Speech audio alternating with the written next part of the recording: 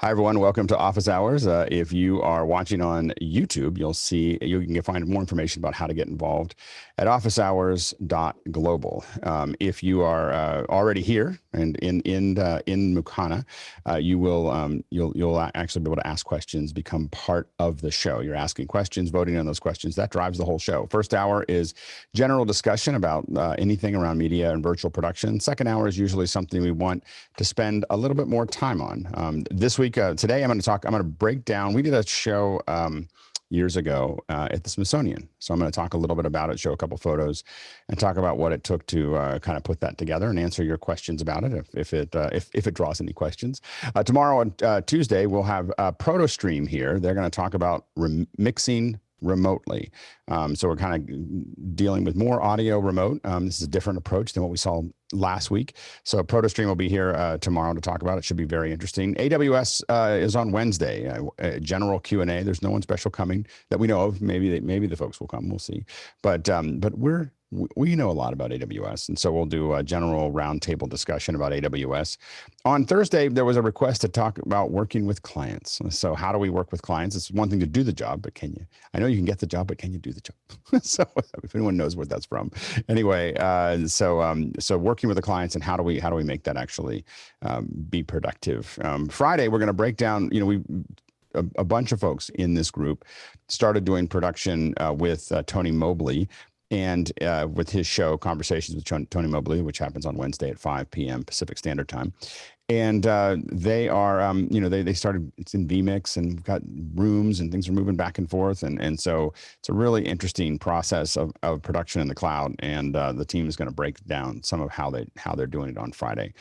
Saturday, of course, we have education. Remember, we don't stream that. That's at 8 o'clock. 10 o'clock, Nick Justison will be back. I talked about MetaHuman on last Thursday. We talked about MetaHuman on last Saturday. Nick's going to talk about how to get a MetaHuman out of MetaHuman and into Unreal at 10 o'clock. 11 o'clock, we're going to continue Project Belfast, where we're taking over switching, and it was amazing, by the way, amazing on Saturday. We had someone switching in Germany, people calling the show from other parts of the world, and we're watching the stream on the other end. And so that's happening at 11 o'clock on Saturday again. Now that'll be a separate meeting. The link's in the email. And then at noon, we'll do cooking with Damayanti Gajar again, and we had a great time. I made some really good dips. So anyway, we all did. So I made it. What's funny is I made it, and then I made it immediately again so that we'd have more, because the family was like, the chutney was exceptional. Anyway, so I would highly recommend, if you're interested in that at all, jumping in and actually cooking with us. It's a lot of fun. All right, let's jump into the questions. Bill, what do we got? Absolutely. Our first one this morning, Alex, comes from Rupert McCrae here on the panel from Dallas, Texas. And Rupert wants to know, well, he frames it with, new research from the Harvard Business School shows that virtual water cooler Zoom meetings can significantly improve personal performance and help foster career building connections. Is after hours a trend setter in this context? Go ahead, Stuart. Simple answer to the question is yes, but I'll give you an analogy. You know that moment in an action film where the tsunami warning's gone off and the crowd is standing on the beach watching the water disappear and they're afraid of the wave? This panel is the group that jumped into the power boats and headed out when the earthquake warning went off. That's how far ahead of the curve we are. Go ahead, Grant. Yeah, I definitely think that the possibility of being in, like having a Zoom off to the one side, lots of us have multiple screens, and having a Zoom meeting off to a side and then just continuing doing work and then just opening up and being able to ask questions. So yes, office hours has been that, but I think for work colleagues, I've been doing that for some time now, and it absolutely works. It connects you more. But on top of all of that, there is that connection. The thing that really helps is really good sound and video, like having quality sound. The last thing you want is someone to open their mute, and all you're hearing is a whole bunch of static or roomy noise. You want a nice, clean, good sound, as if they were sitting right in front of you. Yeah, absolutely. Nigel? Yeah, I mean, I managed to get the pleasure while I was in quarantine in the UK of having after hours, and it kept me company in the morning while I was working, and I'm grateful for that. But when I tend to mentor people about building careers, and we talk about building a network, it's always clear you've got two types of network to build: one within your organization, company, and one outside. And so, what Grant was really articulating very well was those two different approaches, both inside and outside. And you need to build a network in both to move up. Yeah, absolutely. And I do think that because we're doing this so often and with so many people, as Stuart mentioned, kind of alluded to, we're way in front of where things are. This is kind of a glimpse of a future that most people haven't gotten to, which is good audio, good video. We've kind of established a way to do it that we're still figuring out, but it's still pretty refined when you get used to it. And I've gotten used to now having it in the background a lot, and it's just great. And I'm usually somewhere silent behind, just kind of listening to it like radio, and then jumping in when something hooks me, which sometimes happens too often for me to get stuff done, but working on it. Next question. Mike Emmon coming in from Melbourne, Australia for the next one. And he says, I've started using H2RG, H2R graphics, and I'm loving the simplicity and depth of useful features. But I have one question. I'm keying it in the Atem Mini Extreme, and I'm stuck with the Mac window header. How do I make that disappear? Grant? Yeah. Yeah. So very quickly, just in system preferences and then mission control. And then there's an option here, displays have separate spaces. You turn that off and you need to log out, log back in, and now that'll be fixed. Go ahead, Jason. Yeah, the other way to do it, I think, is you just full screen it, and that should make the window header go away. Yeah. Next question. Rupert McRae is up next again from Dallas, Texas, with YouTube seems to be having an emerging portfolio of VR resources at vr.youtube.com. What is the future for VR on YouTube, and is this just an extension of 360? Go ahead, Alan. Well, if you're a VR content creator, you like to think that they are pushing it heavily, but those resources are quite old now. Cardboard's been dropped a long time ago, and with the advent of the Oculus Quest 2 and things like the MetaHumans and everything, there is a push for more VR again. It's a way off. I've done a little bit of VR content creation, and it's quite time consuming, and you don't get a lot of views. It's a very niche subject, but I mean, if it's something you want to do, it's definitely worth getting into, because I think it is going to be a big push for it over the next few years. There was 3 or 4 years ago when they were pushing lots of the 360 cameras, but look how many of those are on the market now. All the consumer ones, like the Samsung 360, have been left to sort of die away. So, there's a saying that if you're one step ahead, you're a leader, and if you're 2 steps ahead, you're a martyr. And there were, and so there were. In this case, there were a lot of martyrs. There were a lot of folks that got a little too far out, but there's a benefit to that too. We were pretty far out years ago doing first R&D, and then doing executions for both Google and Facebook. And so you can make money at it if you're far enough out and you can show the skill set. And the other thing is that all these skills that you get working on these things is valuable because it's coming. Like VR is coming, and so it's going to arrive at some point, and you want to keep your eye in it, figuring it out, because there's a lot of things to think about when you're doing VR. What works, what distances, interocular, interaxial distance, convergence, all these other things are important as you start to think through these processes.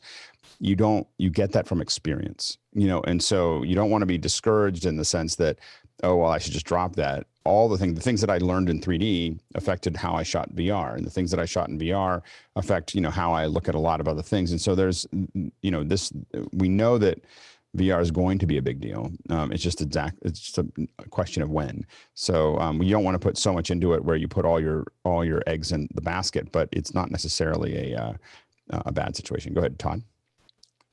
For me, one of the things and this doesn't go straight to the YouTube question, I've basically all my VR content that I'm trying to create, I'm basically loading up to the Oculus Quest 2 and trying to watch it on there and trying to make it work. The place where I get stopped time and time again is there's just not enough community and training or answers around it. When I go looking for an answer for something that's stopping me, boy, I don't know if this is true for you, Alan, too, but it's like I just get kind of stopped where I can't move forward. So I'm looking for more resources from YouTube and from Facebook. As being the owner of Oculus Quest, I'm hoping for more resources to kind of back up the process of learning and creating.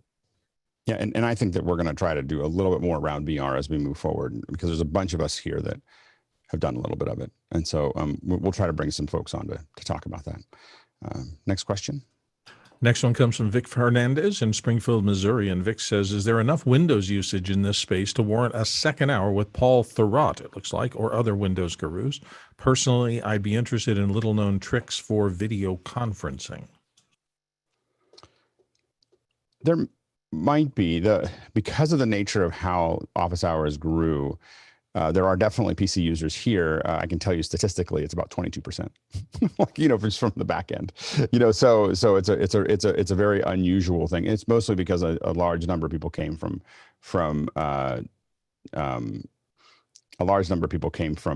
Mac break. So there's the vast majority are Mac users.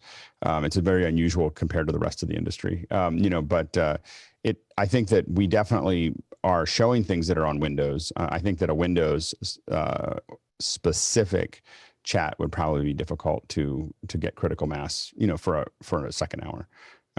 Next question. Ken Jordan of Surrey in the UK up next with, what are Jason's initial thoughts on his new Blackmagic Design Studio 4K? Plus, what lens did he get? Go ahead, Jason. Oh, man. So here it is. And let's see, this is the Panasonic, the Lumix Vario 14-42. I also, by the way, got the HyperDeck, and I am thoroughly impressed with the HyperDeck. I think I got whatever. So what makes that? What makes the HyperDeck new?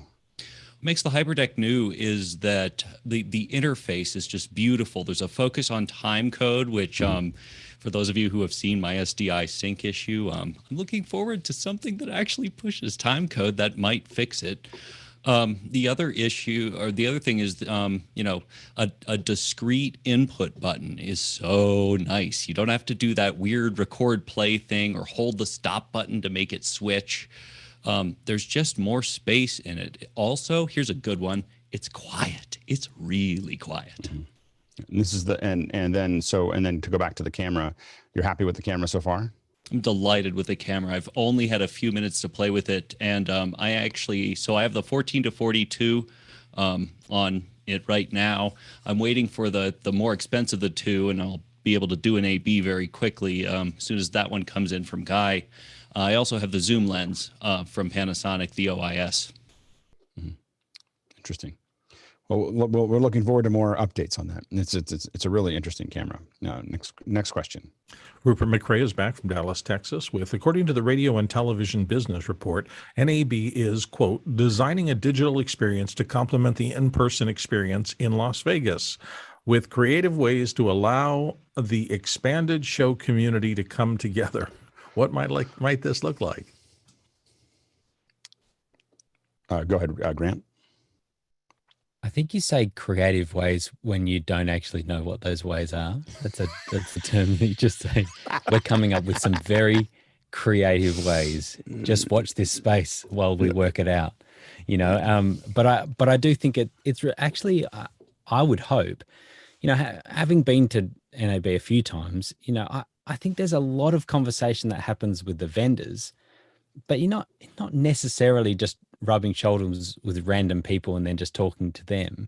But I think there is opportunity for that. And that's something that could happen online, where there are times where people are connecting around a booth or a topic, and those questions spark other questions, like what happens with office hours.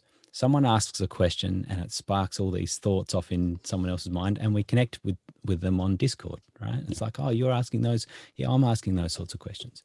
If there's opportunity for that to happen at an NAB type of experience around particular topics, different vendors, different people that are there, and then breakout rooms, and then the idea of hangout rooms like that just continue through, that could be quite exciting. I hope they don't go down any weird virtual, Second Life weird stuff. Let's just keep to what we know. Go ahead, Stuart.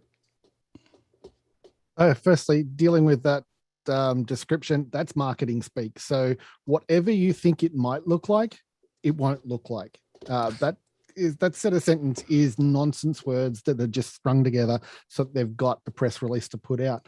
But what Grant has just said begs one question, and forgive me for asking it of you, Alex.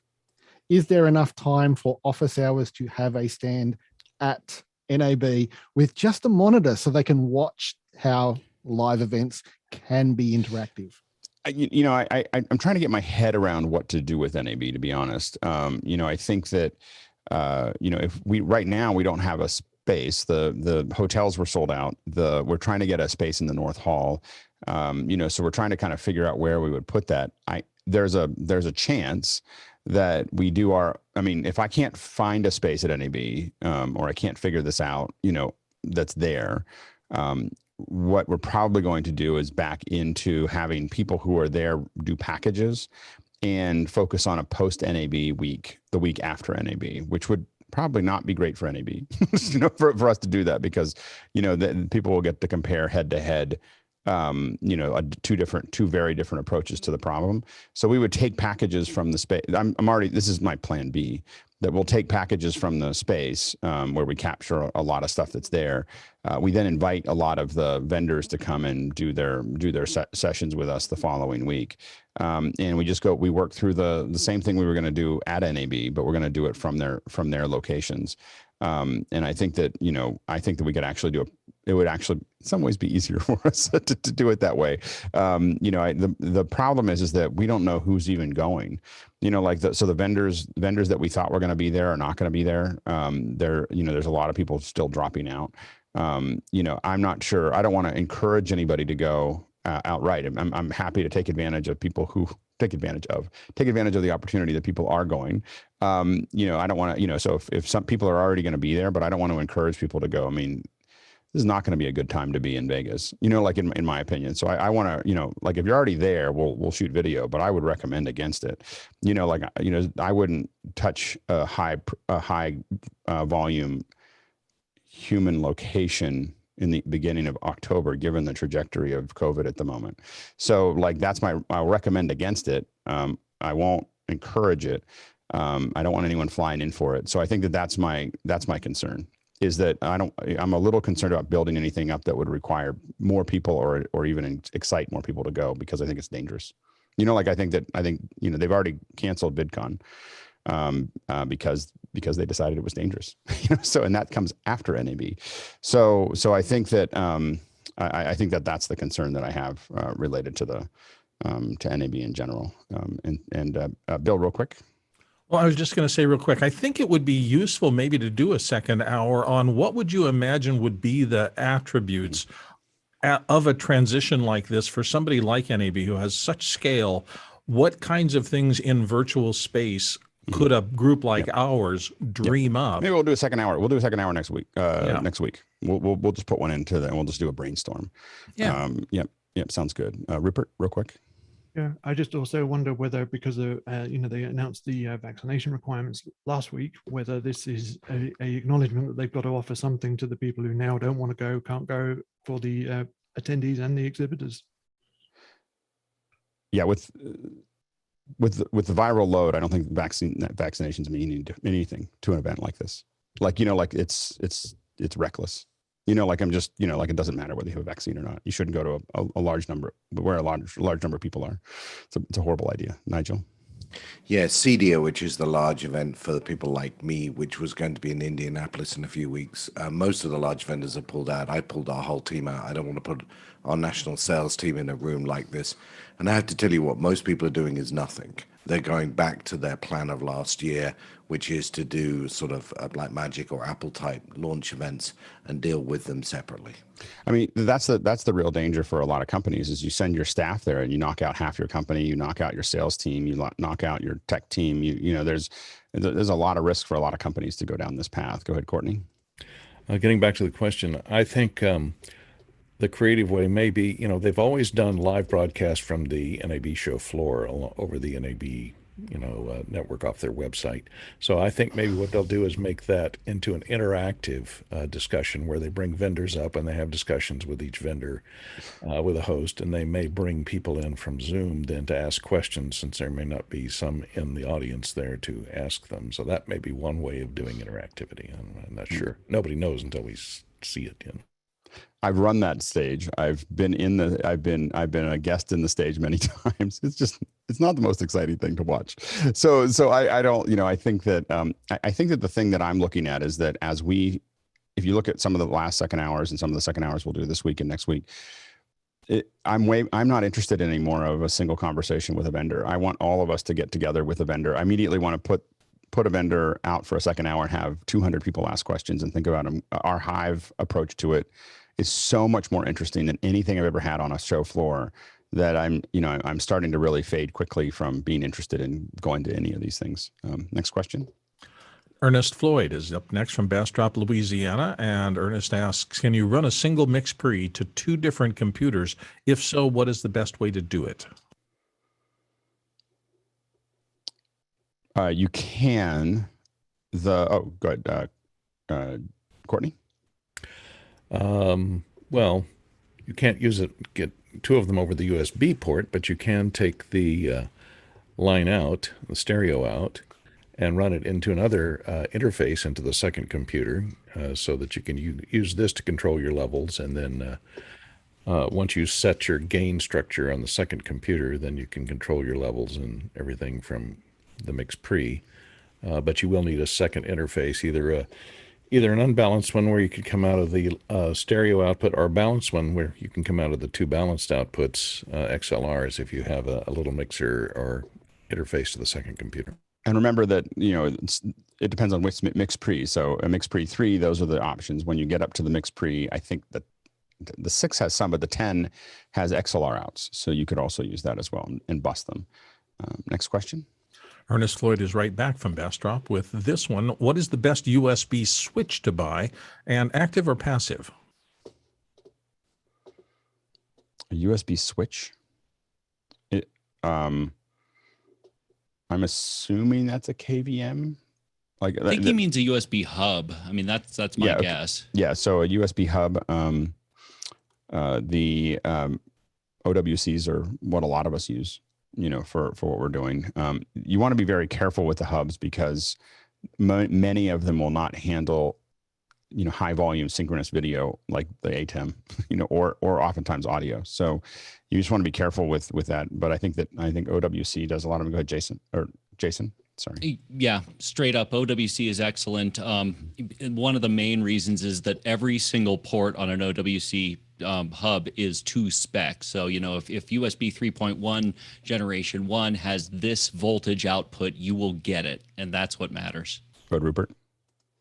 If the question is about a switch, maybe a bit like a KVM, or you can get these devices to switch a peripheral from one computer to another, a printer from one computer to another, and just be real careful with those. I mean, if you're swapping mice and keyboards, fine, but don't use that on like a hard drive and just force switch a device like that between computers. Go ahead, Jeffrey. Yeah, even in a situation, if you're just hooking it up straight to the computer, you need something to replicate the ports. Plug in your keyboard, plug in your mouse. Don't plug in any video, don't plug in any audio into that. Plug those into their own separate USBs, and you should be fine. And Courtney? And maybe the question's kind of confusing the way it's worded, but maybe he's talking about a hub, and active or passive, he may be referring to power, whether it's powered hub or or whether it draws its power from the computer. A powered hub is going to be better, and it may allow you to power.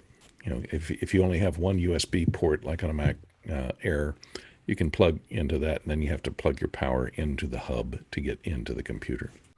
And by the way, as we struggle through this one, as we wander through the wilderness on that question, note that in the chat window while you're watching, you'll see the question come up from Mukana. If you tap on that question, you'll see the ability to leave a little heart. That is for you to tell us how well we did. That's our grade. So heart often. All right, next question. Jim Schaefer in Minneapolis, Minnesota, USA says he'll be starting a podcast with some of his local friends. Always been an IT tech guy. Bought a RodeCaster Pro and a Blackmagic Atem Mini. Don't know how to tie audio to video without using something like OBS. Does anyone else know a way? Focusing on the live podcast. Go ahead, Grant. So you didn't mention about what camera you're using. If you were using a camera that has XLR inputs, then you can take the monitor outputs of the RodeCaster Pro and go into the camera, and that would embed it. Now you've got it in the Atem. The other way of doing it I've talked about before is you can use a converter, the Blackmagic converters from SDI to HDMI, or other way around as well, embed audio. And those monitor outputs on the RodeCaster are TRS. They're a balanced output, and that's what you'd like to keep it balanced. Go balanced into embedded audio, and then it'll be in the Atem. Then the ideal is that, I'm assuming you've got all your friends are all in the same room. So ideally, you can multi-track record on the RodeCaster. And then you could, depending if you bought the ISO of the Atem, then you could do a ISO record on that as well. And then you can do a really perfect mix of your podcast afterwards. All right, next question. Moving on, Douglas Carmichael's up next. And Douglas says, Karl, you mentioned 3 feet as the recommended length for unbalanced audio connections. Why is that? And would a direct box be needed for any unbalanced connection over 3 feet? Go ahead, Kenneth. Well, direct boxes are an interesting way to solve this problem, but fundamentally, any balanced conductor, that is a shielded twisted pair like we generally use for microphones, is less prone to pick up extraneous interference than an unbalanced wire is. The 3-foot measure isn't an exact measurement. It's a concept of shorter is better, and how short is short enough, how long is too long. And the idea is that it should be short enough so that any extraneous fields in the area are of such a low level that it doesn't matter. In other words, the longer you make the unbalanced wire, the greater the opportunity for interference. So as a rule of thumb, shorter is better. And Stuart? Yeah, I'll yield my time to Courtney because Kenneth just covered everything I was. Go ahead, Courtney. Kenneth did cover everything fairly completely, and I think the reason is kind of related to what he says. An unbalanced line can act like a transformer if you coil the cable up and put it near some AC source. So if it's 3 feet, you're not likely to coil it up. Yeah, and we try not to use any unbalanced connections in our pipeline ever. You can actually do it. It requires hardware to do that. But like, for instance, an output from a computer, we'll walk in and you will hear some buzz somewhere in a presentation, somewhere in the building. And I immediately walk over with a USB pre 2, which I have usually stacks of when I go to an online event. And I just set it down next to the computer and I hook a USB up to it. Now I have XLR out. It is, you just want to not have unbalanced connections in your pipeline. If you can, it's really like something really went wrong if you connect an unbalanced connection to anything. Next question. Stefan Fischer in Würzburg, Germany says, does anybody know a decent headset with in-ears and a microphone in one device? DPA. DPA makes one. They make one with either one ear or 2 ears. And I can't remember the number right now. I was trying to find it before we got to this question. But they have headset mics, and DPA makes some of the best. The 2 headset mics that we use a lot of are DPAs and Countryman. It's the here it is. It's you can get it's the 4560 binaural headset microphone. And so what that's going to allow you to do is have in-ear monitoring. And they have binaural or flex in ear, which is just one ear. That is I think it's available for the 4266, 4188, and 4288. I would recommend the Omni with the DPAs as the the highly directional cardioids, I think I'm not super excited about the sound. It just sounds thinner than the Omnis, or not as it doesn't breathe as much. And so, but anyway, that's probably the best one that we've seen so far. Next question. Comes to us from Gordon Lake in Los Angeles. Gordon says, when putting audio into a Blackmagic camera and sending it to an Atem Mini switcher, what is the best way to strip out the audio and send that into an audio mixer? Jason? To my knowledge, there's only one way to strip out the audio exactly as it's written. Your best bet is actually to go into the mixer without going into the camera. And yes, that can cause some sync issues, but that's your best way to do it. But yeah, a de-embedder will do it. You just put it in inline de-embedder and, put your sound out and then, put it back in through an aux send. Go ahead, Courtney. Since you're bringing the audio into the Blackmagic, into the Atem, you could mix it in the Atem, which of course it has a nice Fairlight mixer in there. But if you want to go to an external mixer and bring that external mixer into Zoom, you can hook up your HDMI out on the Atem Mini, and that carries audio with it. So plug it into a monitor that has a headphone out or a line out, and then you can pull that signal out of there, which will be whatever is mixed in the Atem will come out over that monitor out, and then you can take that into a separate mixer and feed that into Zoom. Go ahead, Stuart. I've got two alternate methods. First is feed the audio into a mixer that has got a loop through on the input, and then feed that into the camera. That way you've got an alternate mix that you can go into computer and blend later. The other way, and this is the cheap and nasty way, so forewarned, is you take your audio into the camera, your HDMI goes to your ATM, and your headphone out goes to a preamp, and you feed that as an audio source to somewhere else. But that will put in a frame delay between the headphone output and the HDMI output because of the nature of it. Yep. Next question. Christian Ortiz in South Florida is back with, what local or remote mass storage solutions would anybody recommend? He would, and with what file transfer protocol for Windows, SMB, Mac APFS, or Linux NFS? I know costs vary greatly based on size and redundancy. Go ahead, Jason.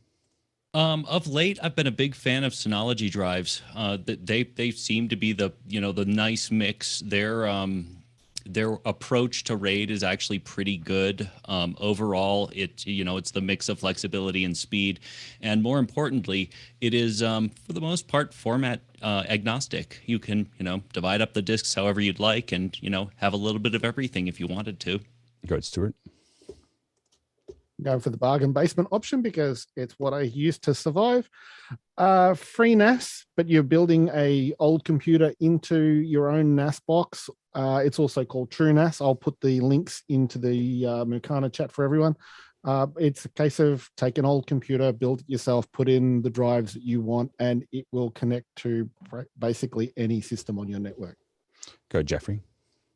TrueNAS also has some hardware options that you can purchase as well.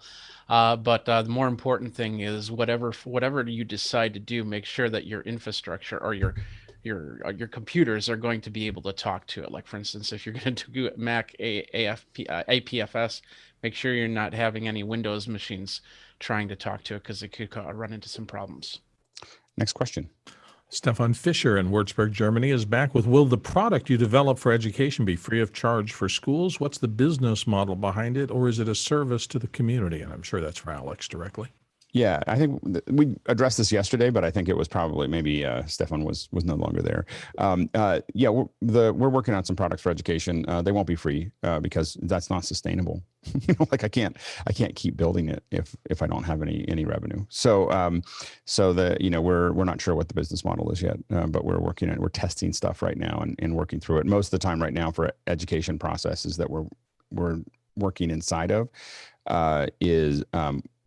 it's kind of an ad hoc thing. We charge per installation, but we don't know what it's going to look like just yet. Next question. Douglas Carmichael's back up with, how would it be different cutting or TDing a large concert in comparison to the Belfast project? More mix effects on the switcher going to more places, graphics or XR from the media server, use of time code, video on odd shaped surfaces, more rehearsal. That's where it's left. All of those things, all of those things on a big concert. On a big concert, it'll be, you'll typically have, between 8 and 20 cameras, that are available to you. All of those will have operators. Most of them, you'll have jibs and steady cams and, handheld operators and lots of, and then you have graphics, you have playback, you have, and oftentimes you may be cutting 2 shows. So a TD may be cutting 1 show for the arena and another show for the web, and so it's on 2 different MEs. And so typically, 4 MEs are kind of how it begins, and so it's a much more complicated show. And I'm going to try to bring on someone who's cut a lot of those shows, and have her talk about those things in the next couple of weeks. So we'll dig more into that, but it's pretty much all those things. And the big thing is that there's a lot of people watching, and there's a lot of people that get pretty upset about it pretty quickly if it's not working. And what we had on Saturday was a very calm, process as far as that goes, compared to what it usually sounds like. We've worked in a lot of concerts, and it's hectic. And it's because the bands are also much more mobile. Imagine a giant, like the last one I think that we did in an arena was Metallica, and it's a giant stage that's being covered, and operators are running all over the place, and you have to keep track of, where they are. So it's quite, I didn't cut it. This is the other person I'm bringing in. Anyway, go ahead, Courtney. Yeah, and typically in a large event, they will have multiple switchers, each person, people meetings and switchers. So one person will be responsible just for the iMag. Another person may be responsible just for the background screens if they're synchronized with tracks that are being played, because if they've got video effects that are supposed to match certain things in the song, they will be synchronized to a click track or a SMPTE track that the drummer or somebody in the band is hearing in their ear. So all those are usually handled by separate people, because it would be way too distracting to have everything on one switcher with only one TD trying to control all of them. They're separate TDs and separate pipelines. They all share the same video assets coming in. Next question. David Brady in New York back again with using an HDMI splitter on an LG 32-inch 4K to 4K 10-inch Freeworld to use as a heads-up display under my camera. The splitter seems to strip EDID, and the computer loses its software control to the LG. Are there any ways to preserve EDID in this circumstance? I'm only tempted. Oh, go ahead, Grant. I'm not sure, but the part about software control intrigues me. I'm trying to understand whether you're actually getting a control back to the monitor. I'm surprised if you are. You could try doing a decimator. May work. I'm not sure if it'll pass that, but the thing that it would do is it would the decimator would start to process it, and then you could go out from there, and you could do an SDI back to HDMI and then off to that second monitor. That could work. The other thing you could try is the bidirectional converter from Blackmagic as well, because that will pass some of that signal through. Then you got to convert back again. It's a weird one. Go ahead, Rupert. It may be a long shot, but I've seen some of these splitters sometimes act differently depending on the sequence in which the monitors are connected. So if you try connecting monitor 1 first, get your source going, get that talking, and then just try adding the second display to see if that maybe makes a difference. Good, Courtney. Yeah, I don't know if he's talking about DC, the encryption, or EDID, which is the specs. But there are, Geffen makes splitters that have a persistent EDID. You can set the EDID that's going to output so that your computer sees a persistent EDID even when you're switching between 2 different sources. So you might look into some splitters like that have a persistent EDID. Next question. Douglas Carmichael up next with, we've been tethering my MacBook Pro to my iPhone 6S Plus, and I haven't had your internet connection is unstable message while on Zoom, despite using Wi-Fi to connect to the phone. Why could that be? Go ahead, Rupert. I would think this is most likely a cell plan issue. These cell plans often give you one rate of data to your phone, and they different rate of data for hotspot use, either tethered or Wi-Fi. And so it could be that that method's only giving you maybe as little as 500K. So I'd do a speed test and then check your cell phone plan for what its speed is actually providing on hotspot. Grant? Yeah, I'm reading it as it hasn't done that, and that it's okay. So I would say that firstly, it's not ideal to then be doing a second conversion of the RF going from your computer to Wi-Fi to the computer to then go back to RF again. So if you can do that over a cable, that would be better. I also wouldn't trust what Zoom says almost about anything to do with signal. We've worked that out, that signal little meter thing seems to mean nothing. And it kind of obviously says things about your connections not working when you clearly know it's not stable because it keeps dropping out. And so that's not a good source as to tell you whether it's good or not. But we have seen that like a 4G connection can be quite stable. It's a data network that's designed for real-time traffic, and so that can be quite good. The other thing is that the connection that you're getting through the computer to the phone may not be Wi-Fi, in that it can choose Bluetooth sometimes as well, and that might be either good or bad in your situation. Go ahead, Stuart, real quick. Yeah, that notice that comes up, look, I've got a wired connection through a gigabit network to a fiber connection out to the outside world, and I still see it and Zoom starts, and then Zoom will actually pop into a full screen window. But the way I read the question was that it implies that previous to this, he's been using Wi-Fi to connect to a home base station and out to the world that way. And I'd suggest the difference is most likely that the data service you're getting over 4G is at a higher speed than your physical connection. So you need to talk to your service provider and get a better physical connection. Or the proximity to the AP. Yeah, the phone might be sitting right next to the computer, and the AP may be on the other part of the building. Let's go to the next question. Moving on, Danny Law in Malaysia says, some have suggested that one way to record ISO of the SuperSource mix from the Atem Mini Extreme ISO is to connect the program out back to one of the HDMI ports. Is this advisable? Jason? It is more than advisable. It's actually the way that it was demoed. So you would basically set one of your outputs as SuperSource and then double that back into one of your inputs. And that way you're using one of your ISO inputs to constantly record SuperSource. Grant? Yeah, I do exactly that. And actually on the Constellation, I do it with all the multi-views as well. So the multi-views, I run them in 4K. I run them back in as inputs. And now I'm using the conversion in the Constellation to go back to 1080. And so now I've got 1080 versions of the multi-view as well. So it's a common thing to do. You will lose a frame probably, and you can see it when you see it on a multi-view, but it works great. It's Atemception. Go ahead, Courtney. Yeah, it will work, as they both said. You just have to make sure you never switch to that input, because then you'll get infinite feedback. Yeah. Next question. Rupert McCrae, Dallas, Texas, here on the panel. The YouTube terms of service state that purchased items are available for at least 5 years from the purchase date. This is referred to as the locker period. Is the panel aware of that? What locker periods exist with other content purchase platforms? I don't know. I don't know how many locker periods there are. Go ahead, Alan. From memory, Amazon is actually only 12 months where they sort of guarantee it. And Amazon, they give you and YouTube, you have 5 years if it's as a minimum. And if it's before, then you can request a refund. You won't automatically get one. But after that, and it does change by territory as well.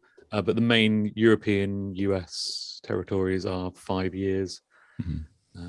I think France is different. I think France is 7. All I can say is that I've been buying that stuff on Apple TV for a long time, and it just keeps getting better. Like instead of I don't have to buy it again. It's like now it's 4K, now it's HDR, now it's Atmos, you know, and I haven't bought the movies again except for special editions. So it just depends on what there is, but they hide those agreements in there. I will say that if your credit card fails, if you change your credit card, let's just say you weren't sure if someone else had used it, so you canceled it, and then you suddenly you can't use any movies until you give it a new credit card, so it doesn't really belong to you. Next question. Next one comes from Larry Tang, and Larry asks, anyone have experience with Zoom LiveTrack L12 mixers? Hotels are opening back up, and I'm hiring new green techs.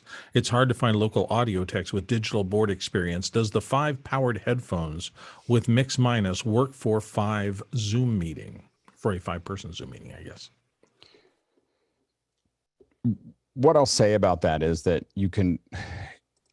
it seems like you should get a smaller mixer because people are less experienced, but a lot of times the smaller mixers actually make it harder.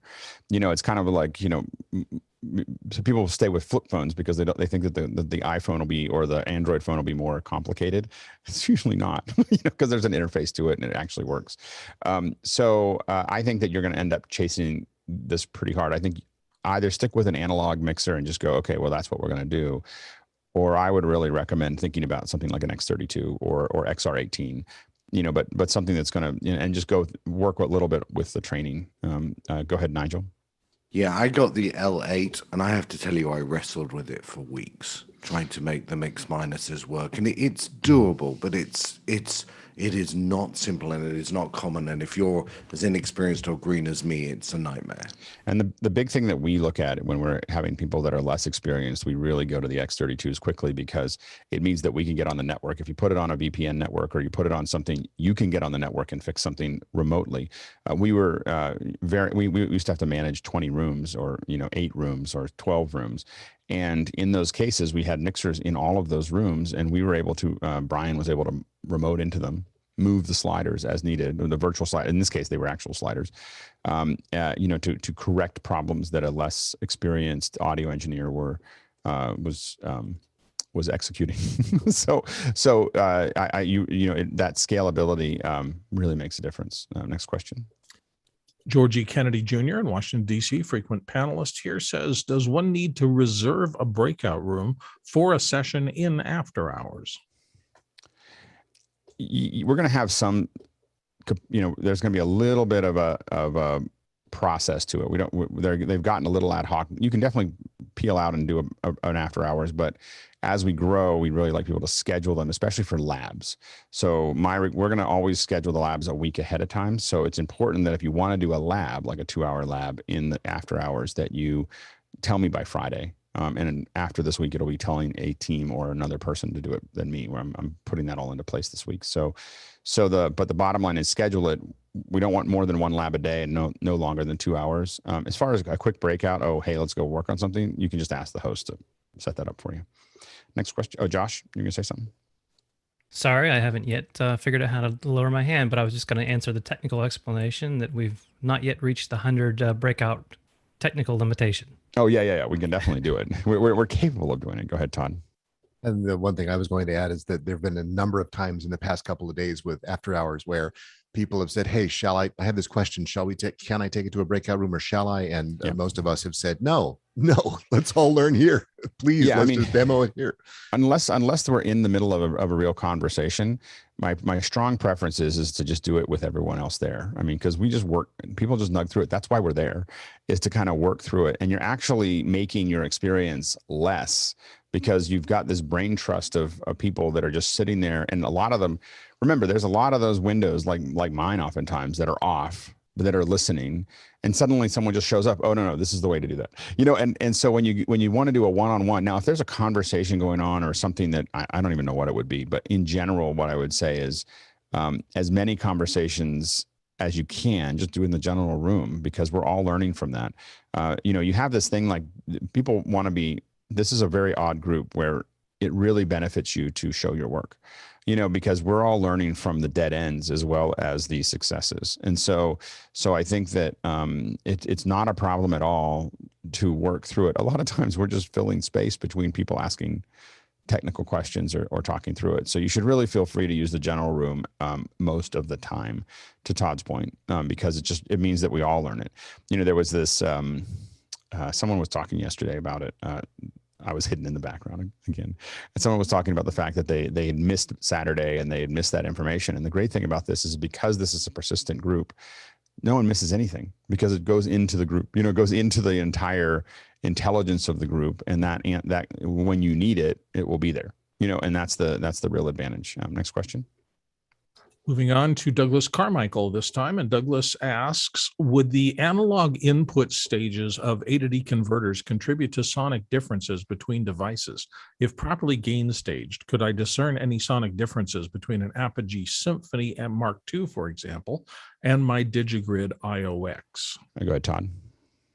I'm going to be cautious in this because Jason and Courtney might have more information than me. But when I was making a decision between whether to buy my RME UFX or a UAD Apollo interface back in the day when I was doing that, there were ABs that I listened to.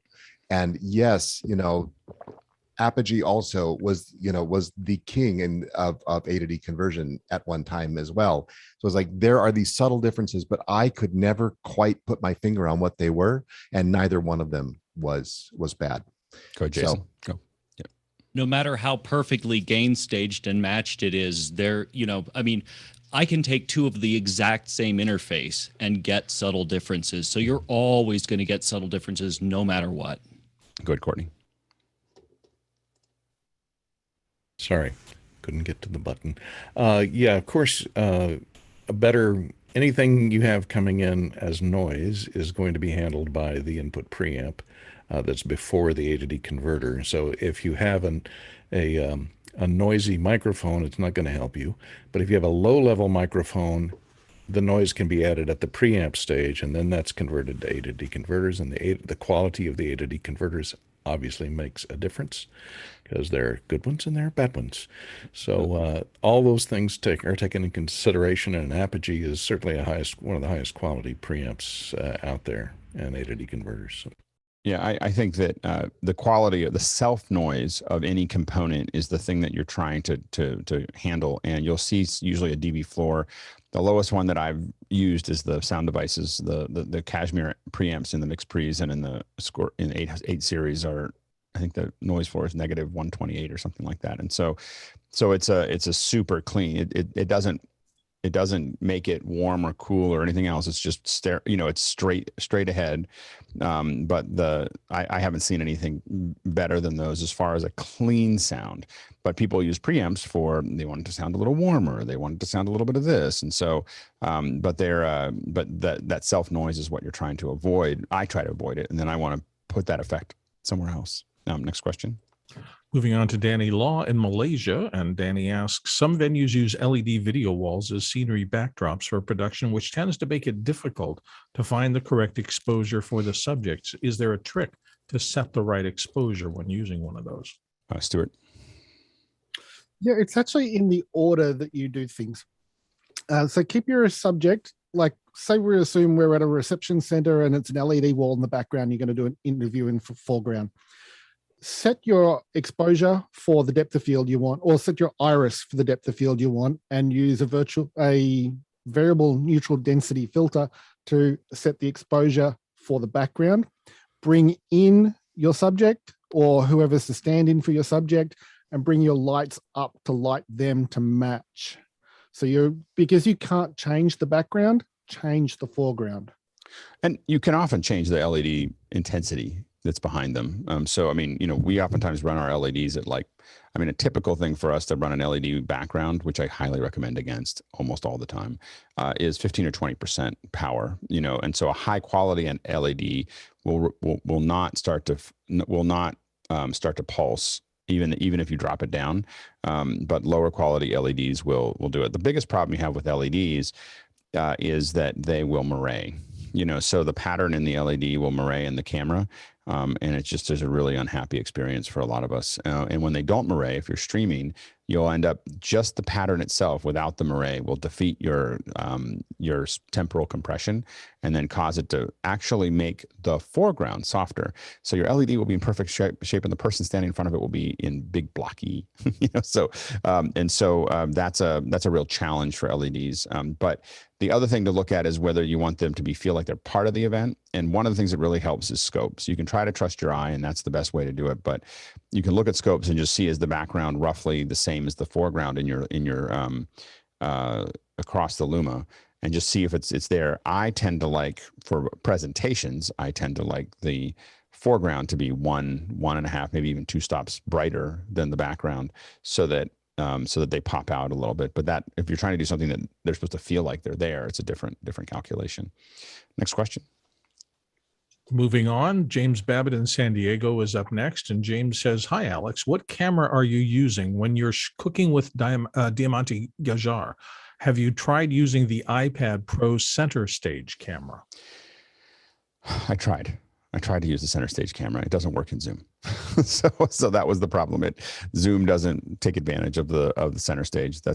I used it on Saturday, and it doesn't follow along. So my big plan was to not use the Facebook portal, and because it does follow along inside of Zoom, but the center stage didn't appear to do anything. So that was my experience with it. It does work in FaceTime, and it works great. Go ahead, Sky. Yeah, I misread the question. I do use the iPhone 12, and it works great. This is the iPad. Yes, the correct. iPad, and the follow along concept. Yeah, that's pretty awesome. Yeah, go ahead, Grant. You just have to enable it in the settings. There's a center stage option to enable in Zoom specifically. Oh, in Zoom. It'll work. In the Zoom settings, of course. Oh, there you go. All right. Well, then we'll try it again, because I was going to dump it. I was like, okay, we're done with this. We're going to go back to whatever we're doing. So now this Saturday, we'll do it with this. I'll get the center stage working. Next question. Next one comes to us from Henry Ramos in Yonkers, New York. And Henry says, I'm looking to replicate an OEM PC inside a piece of hardware gear. I've located the PC hardware, but how to replicate the compact flash with the embedded image and software? For your information, the hardware is discontinued, so building a spare. Go ahead, Jason. There is an excellent app called Image for Windows that does exactly this. It will image a hard drive live and in real time, and it will allow you to put it wherever you want. If you're looking to do this, or I guess, never mind, it's a spare. If you want to do this with virtualization, of course, you can do it with Hyper-V directly inside of Windows. But yeah, Image for Windows, terabyte unlimited. Yeah, Stuart, and then Rupert, real quick. Yeah, I read that as a completely different question. Like they're trying to replicate like a system on a chip inside like a virtual machine. So my answer is actually, Henry, I am really interested in what you're doing, especially if it's a power PC. And I would love to hear more about it as you get success. Yeah. Rupert, real quick. A variation on Jason's method would be to try and use something like a Cronus to do basically the same thing. Next question. Next question comes to us from Stefan Fischer in Würzburg, Germany. And Stefan says, did you already set up a rehab program for office hours addicted people? Yes. Where do you meet and when? And most importantly, how often? Go ahead, Jason. Oh, no. It's just the opposite. Instead of support and cessation, we're actually enabling through the after hours program. Go ahead, Grant. Hello, my name is Sky. Yeah, it meets all day, every day. But I know it's a bit of 24/7. I know it's a bit of a joke, but actually there is some truth to this, and that is that there is some fear of missing out, right? The FOMO that we all get every single day. There is a sense of like, oh, what am I missing right now if I'm not, hearing what's going on. And so I think you do have to manage that. You have to manage that expectation in yourself. And I think the way, like, I was first to sign up to this thing, and I pushed through like 90 days or something, like every single day, and it was an amazing journey. And then my wife and kids are saying, "Are we going to see you during the day?" Because you're up all night every night. Yeah. And so you're out with your friends all night. Yeah, exactly. But I do think that something that helps, the after hours definitely does help, is a way of actually just dropping in and saying, hey, what did I miss? Well, what did I miss last, on the show? And that connection, and then Discord as well. And I know you've got another question about Discord and connecting. It's really important to actually get some direct messages going with some people and all the channels as well. And there's everything gets covered, and you never miss anything really big because it'll get spoken about again and again and again. Yeah, go ahead, Rupert. Yeah, those guys covered it. Yep. Todd?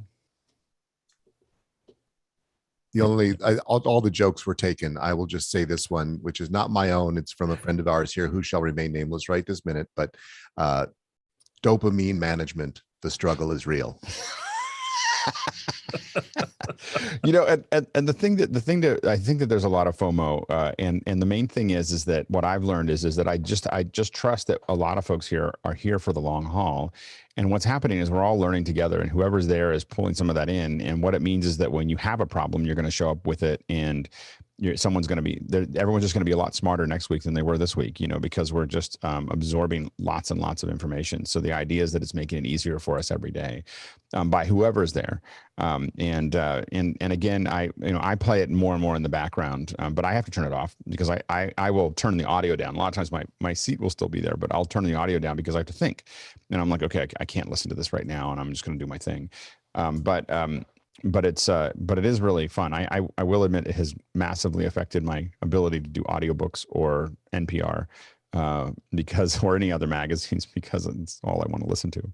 So it's an interesting thing. Next question comes to us from Stefan Fischer of Würzburg, Germany. And Stefan says, is there any separate door into after hours, or is it open to everybody? It's open to anybody with a link. So you just have to register. It's in the email that goes out. It's hidden at the bottom. So it's like a little door that barely says anything. But it's there. Next question. Next question again comes from Stefan Fischer of Würzburg, Germany. He says, I registered at Discord. How can I get in contact with the group? The search function did not take me anywhere. To get into there's Discord that you have there, and then there's our Discord. In our Discord, you need an invite. The invite is distributed at 6:40 a.m. Pacific Standard Time, and it lasts for 30 minutes. So we make it hard because we feel like people need to really want to be there. So you have to be here at 6:40, and it won't be as hard for you, Stefan, because that's not a first thing in the morning or middle of the night. But almost everybody had to do it. So it's a thing. Next question. One more. And I believe we're out of, we have one more from Stuart. It's a little fun. Stuart from Melbourne says, FOMO, fear of moving out. Who has more, human or felines or Doug? I don't even know what that means. Is this a 3-part question? Yes, I'm very confused. I don't know what that means, but anyway, yeah, we didn't say what it was. So it's FOMO is fear of missing out. So it's so for anyone watching, FOMO is that's what that means. All right.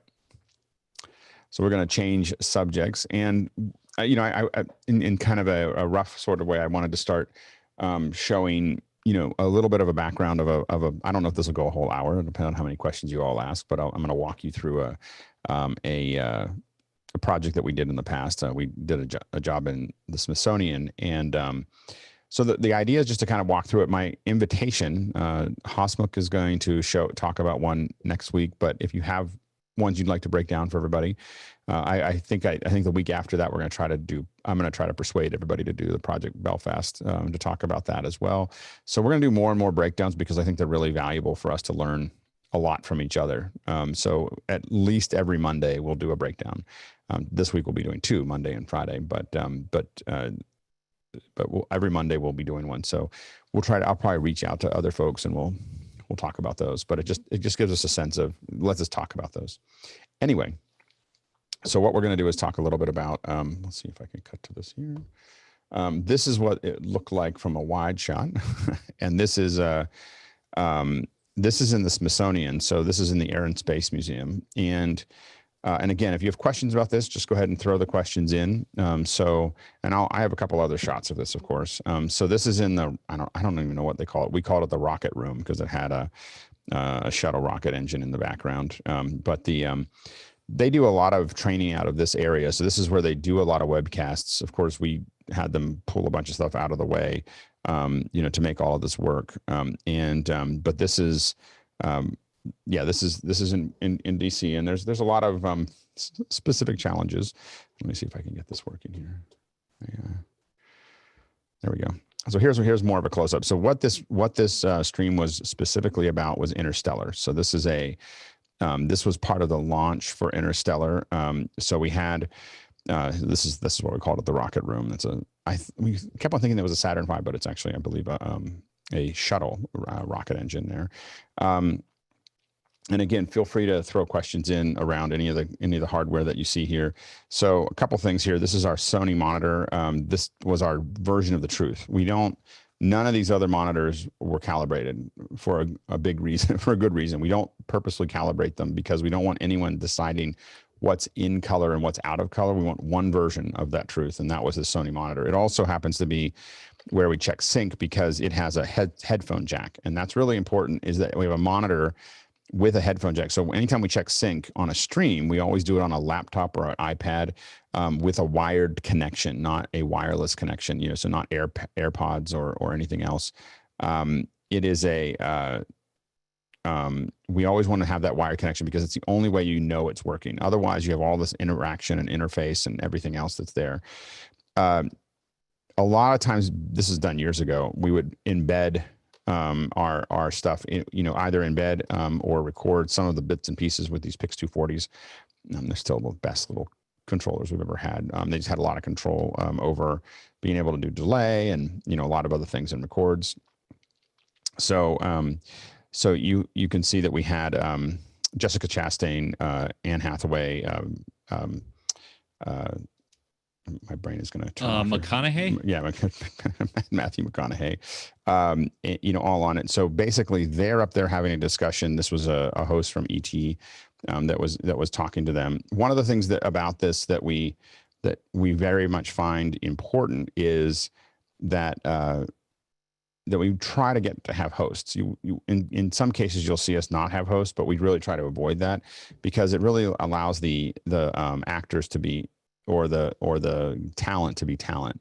It doesn't require them. There's lots of logistics that a host does, and having a professional host is really important. This is someone who's done 1,000 shows, and so we can sit there and talk into their ear. We can give them direction. We can do all kinds of things, and they know how to handle that. Like they're not flustered by it. They understand broadcast. They understand how it all works. So it's just a lot easier when you have someone who's seasoned to be in that front area there. Here's kind of the way we had it all set up. It's Casey Neistat. These were all, or Neistat. Anyway, these are, we had basically this is over Hangouts, and we had all YouTube personalities that were there. The one thing I will say about that is that it was both funny and pretty difficult to do that because, they're trying to do their own thing as well. Oftentimes we find that the conversation with folks is better when you just have people that are really passionate about the conversation. So there's been a lot of these that we've done that people are, we want to bring in other famous people to be part of that conversation. And what we found works the best are fans, fans or people that are technically interested in it. If I had rebuilt this, we didn't design the show. If I had designed this show, I probably would have brought in physicists and astronauts and, and then a handful of folks that were really passionate about it, as opposed to YouTube stars, because it was just a little zany. And again, I will admit that I lean heavily towards protein, not towards much sugar. So that's part of the process here. So what you see here is remember, this is about 5 years ago. So this is our 1ME. This is Nate. There's Nate doing his thing. There's the software controller for the Atem, obviously our program and our panels. And remember, this was all set up. One of the big challenges with this, when you look at all this gear that's all out there, load-in time, because they want to just do the load-in at, they wanted to load in start the show at 7 o'clock in the evening. The Smithsonian closes at 5. They can't give us the room until 5. We can't enter the room until 5 o'clock. We have to go live at 6:40. So that gave us an hour and 40 minutes to be completely set up. and to be ready for the show. And it did go flawlessly. I mean, there was no issue in it. The reason that happened was because we rehearsed it somewhere else, and then we rehearsed it in the Smithsonian, the load-in the night before, marked all our cables so that we could go in the middle of the night and build it all. We were allowed to stage everything outside of the room, kind of underneath I don't know what it was underneath, but it was nearby. So we weren't loading in from the dock, but it was still, we had to enter, and it leaves you with many places that things could go horribly wrong. But we built it up, tested it, ran it all in that room the night before in the middle of the night to make sure that it was going to work. But all of this was set up in an hour and a half, and everybody knew what their part was and how they did it. Playback Pro, which is what we used a lot back then. We don't use it as much anymore. That's what you see there. See, this is just lots of recorders. We learned not to do this, by the way. It did work on this one, but any more than 4 HyperDecks stacked on top of each other, and the middle one stops working, so they overheat. Here's a wider shot. So you see these are junior stands that are setting our lights. We had these were Sony F3s back then. That was the cool camera on campus. So the Sony F3s were what we had here. We had these. All of these were sitting on, these were O'Connor hot pods. What's interesting about these is that they, I think we owned one and then we rented the other ones, but they have a pneumatic center, which is super valuable to us. When we were doing these, this is like, when we're setting up quickly, you basically open these sticks, and then you can see this one's up really high. This, to change this height, is not loosening your legs and moving the legs around. It is literally a pneumatic, you just push it straight up. Now it does, and it's very heavy. Now this is a $5,000, pair of sticks, but not including the head. But this, we do this a lot with teleprompters as well, because as I'm sure Courtney can attest, once you put the teleprompter on, moving things around is really an unhappy experience. And so we got used to this with teleprompters, and then we just got used to using it all the time, which is that, hey, I want to make a fine adjustment with the height of my camera. I can now just get it to close to where I want it, and then just very quickly move it up and down. The only thing you have to be careful of is making sure you tell everyone, if the camera's off of it, do not put your head over it when you loosen it. Like, so we kept on, you tell people over and over and over again, don't put your head over the thing, because it's got a lot of power, because it feels like nothing when you have a camera on it. It comes out like a cannon if you don't have the camera over it. And so you have to be very careful with safety with it. But that's why we were very careful about who used it. It's not something we sent PAs out to put cameras on. Everyone had to know what they were doing when they worked with them, because they're dangerous, but they're really powerful. Go ahead, Courtney. Do you have a manual pump on that, or do you have to pump it up with a compressed air tank or something? It did not need we never had to pump it up. It was hydraulic, and it never, one of them died after a while, but it always had the pressure that it had. And how much weight will it handle with a prompter and a heavy camera, like with a box? We never had any trouble with any of them. I would say we got up to probably 40 pounds, 35, 40 pounds, and it was still managed it effectively. These are, as you can see by the side here, these are spider pods. So these are kind of your quick and easy way to get your cameras up. They have you'll have a here you can see the seat over here, or a stand, so that the operator can stand, next to it. They aren't as stable as there's a lot of things that are more stable than this, but from a portability perspective of putting a camera up, the spider pods, we use them a lot, to get up over an audience's head, to get up. Again, in this case, we already had something that was a little higher up that we had to manage. So that was what we needed there to make that work. Now here's the reverse shot. So you'll see that the camera, so we've got these image 80s is what we used up here for in this case, to do this. And those are the main lights. If we go back, there was definitely, the one thing I will say is that most of this lighting back here, some of it's from the house, but a lot of this is colored light that we added, so it may seem like, it was not like automatic. A lot of times people go in and they go, okay, I'm going to light the foreground and the background will be whatever it is. And a lot, not all of it. Some of these highlights are coming from these, from the lights up here. But we definitely added, lights in different areas to highlight those. And so that was definitely part of the process. And so the idea is to make it look like nothing happened, like you just did it the way you did it, but it is there. And so what we had here, this is where the hangout and the show will go. We didn't really have a good stand for it, as you can see, but that's what cases are for. And then again, we spend a lot of time making sure that this camera itself is right as close to this, and at this distance away, the eye contact is relatively good because they're far enough away that there's not almost no eye movement related to that. But we do pay pretty close attention to it. So here you can see kind of a wider shot there of those, and you can see all of the gear all kind of ready for each person. So there's the mics and the IFBs. We did do IFBs with everything, so it was a little disconcerting for the folks that are in the room. There's no open speakers, so if you weren't someone that was in the crew, you couldn't hear the hangout or anything else, in it. If we don't have to do open speakers, we won't. Like we know how to do it, but we won't do it unless we're forced to. And so these were all audio implements, and then we had we did have these were all on wireless packs. So these were I think it's the P1000 or PCM 1000 IFBs, returns, and then Axient microphones with I believe we used the Shure microphones. I'm not sure which one though. Here's another shot. This is kind of the view from the panelists, so what they saw here. And one of the things, you see a lot of people here, but we work pretty hard at you not seeing a lot of people during the show, except for the people that have to be there.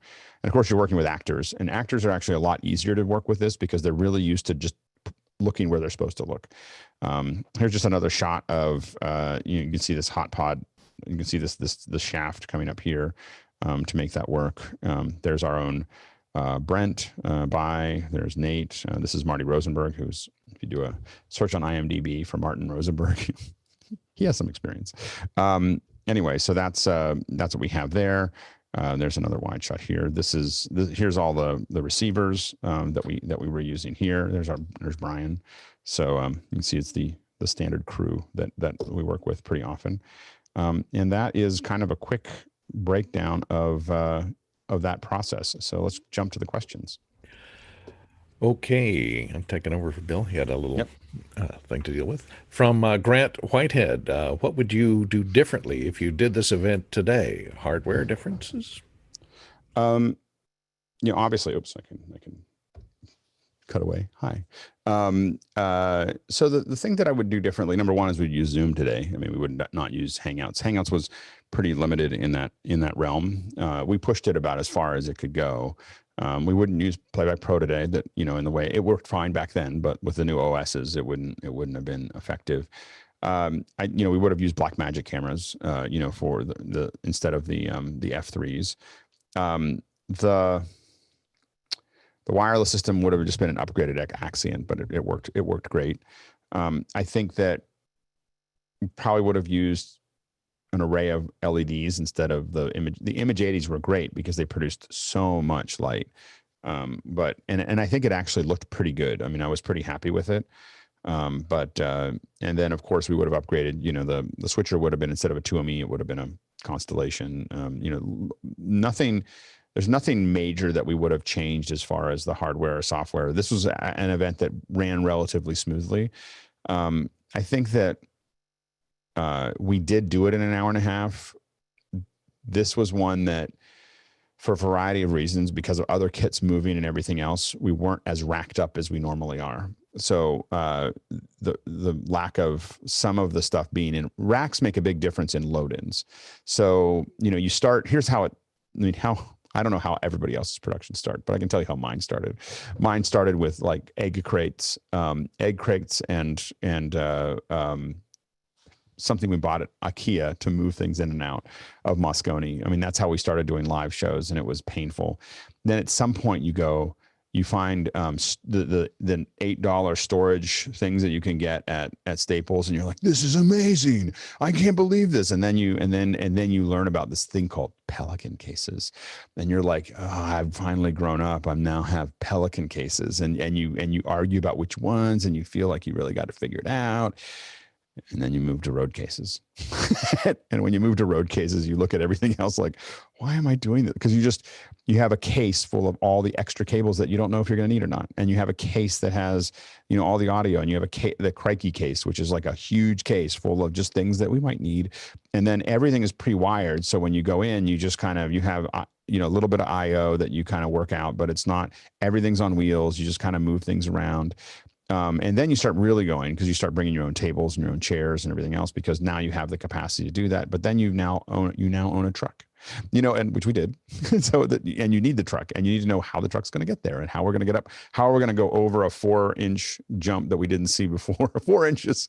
When you get used to cases, you're like, whoa, no, and if you don't have a ramp or you don't have anything else, it becomes a big deal. So I think that we would have been racked up a little bit more back then. Now, based, because by about that time is when we were really moving towards heavy rackage, where we were filling a whole truck with just a bunch of tall racks and just roll in, and it just made the setup a lot easier. Go ahead, Grant. I guess the big question now is, because of how we've gone through COVID and all of this time and digital first events, you were doing a digital first event there, clearly it was, but how much did the set, actually being at the Smithsonian, how much did that really contribute to the content? I would have absolutely. I would have absolutely. Have to do it there. Yeah, to your point. Yeah, I wasn't thinking that far out of the box.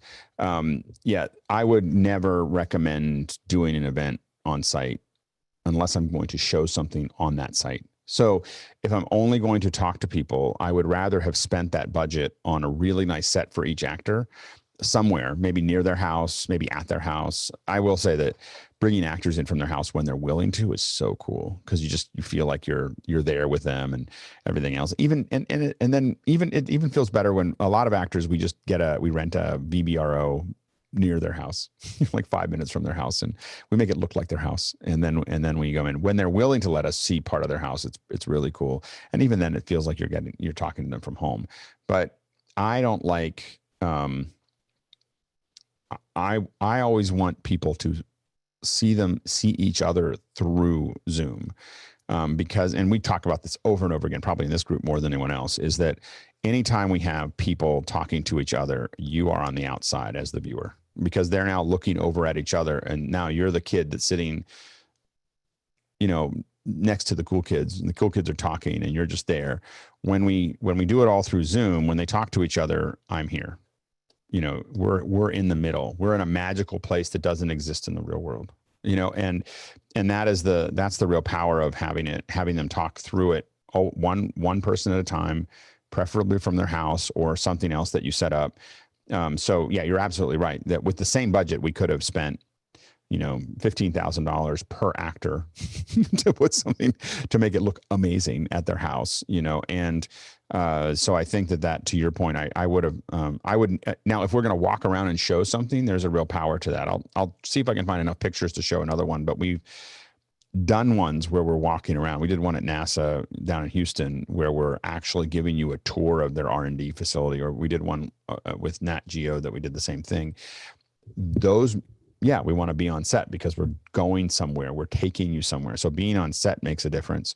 But even then, I'd rather have the hosts, the guests and the hosts be sitting in the comfort of their own home, and have a camera operator wandering around, and we just tell the camera operator where to go. Like, hey, look at this, and let the folks do it. I don't think that there's any good reason to put them in the space unless there's we have to think about why. Why are we doing that? To your point though, I would never put people in the same place again unless I had to.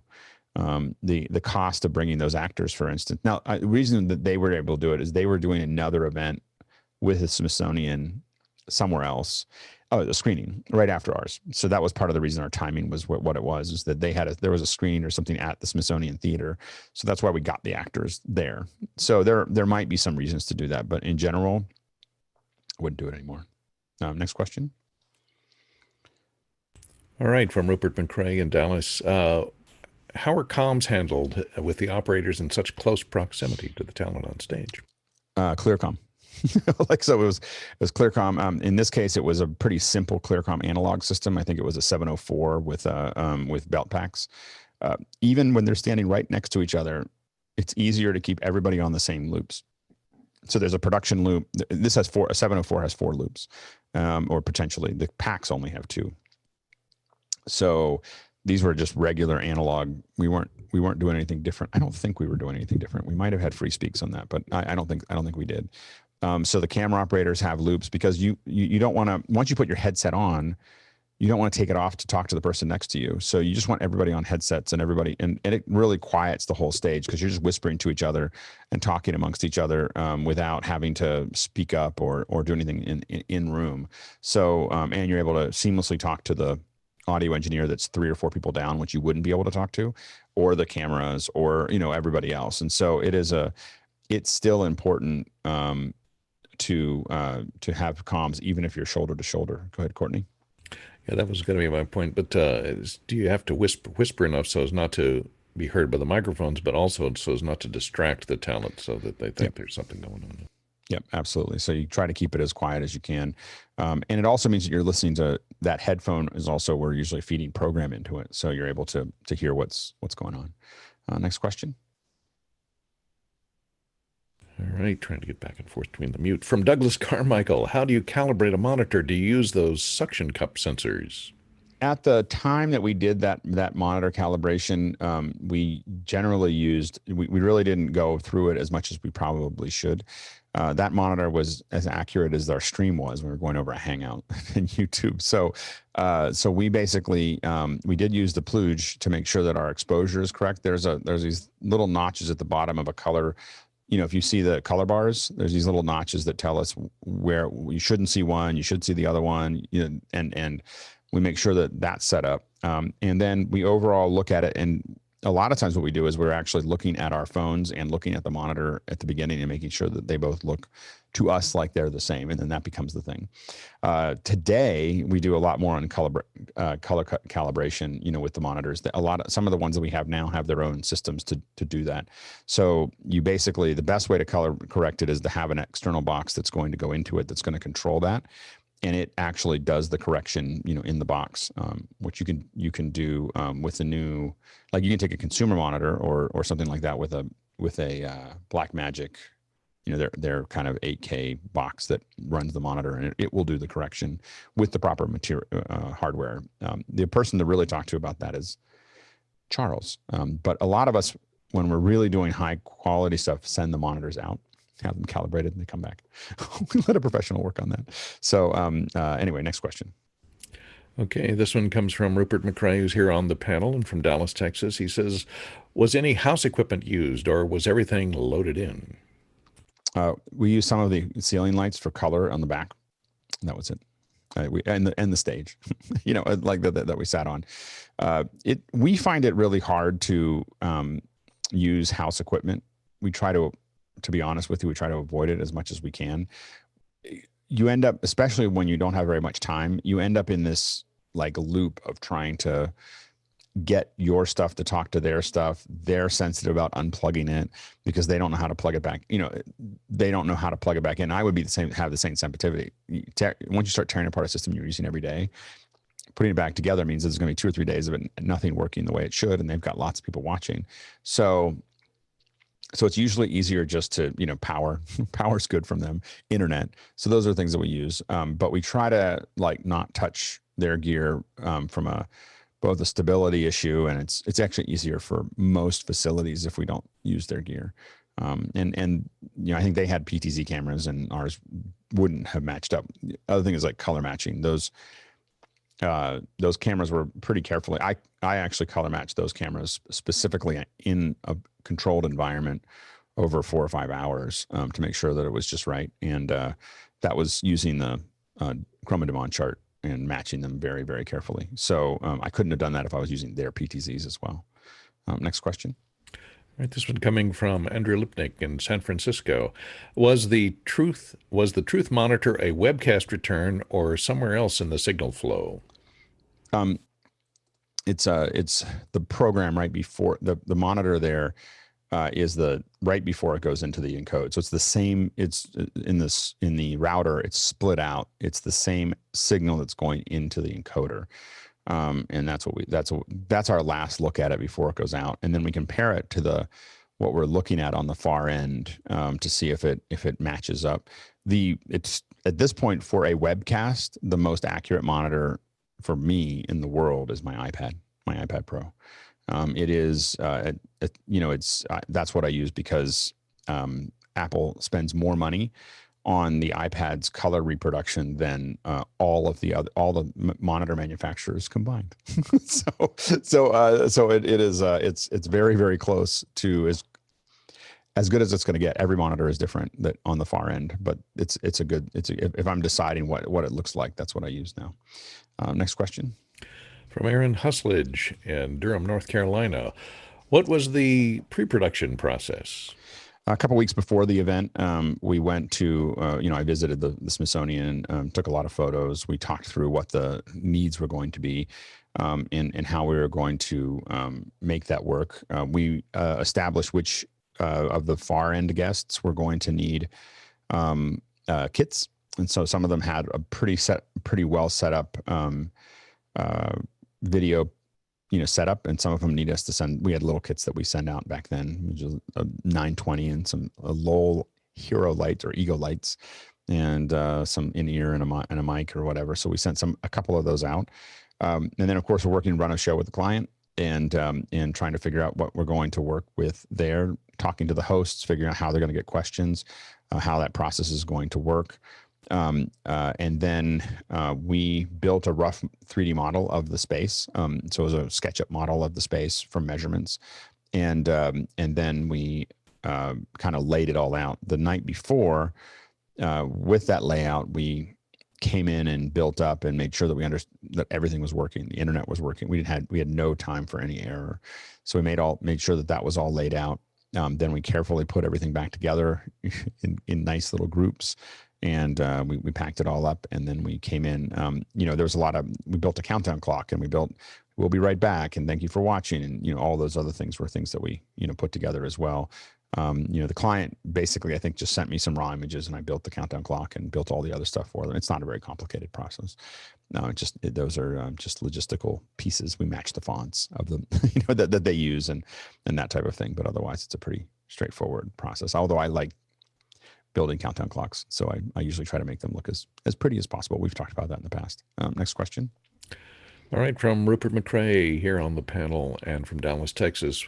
Was working under the blue wash light a challenge for the production staff, or would desk or task lighting have been useful? It wasn't. It looks way worse there than it actually was. I think the camera reacted to it in a different way. So it was fine. Like we didn't have any issues seeing what we were doing. But yeah, we didn't have any trouble at all. Yeah, it was good. It was great. It was generally a good space, except for the really hard load in. Next question. All right, this one comes in from Josh Kaufman in Pittsburgh, Pennsylvania. Sorry if I missed it. Was the platform brought in for this scene or existing? And what are the features and complications of filming on an elevated platform? Yeah, so the platform was already there. They do live streams from there every day. So from that space, they do Q&As, I think, maybe even a couple times a day. But they have a whole schedule. And that's one of the reasons we couldn't interrupt their schedule. And it was a big deal to get it back to where it was before we left. So the platform was already established there. The challenge with those elevated ones is generally getting the camera to the same height. So that's the big thing. It's nice in some ways because it gets them up above everything and you can kind of frame things, but getting the cameras up required those spider pods and the hot pods. And, those are the things that we had to add to make sure that we got to the right height for them.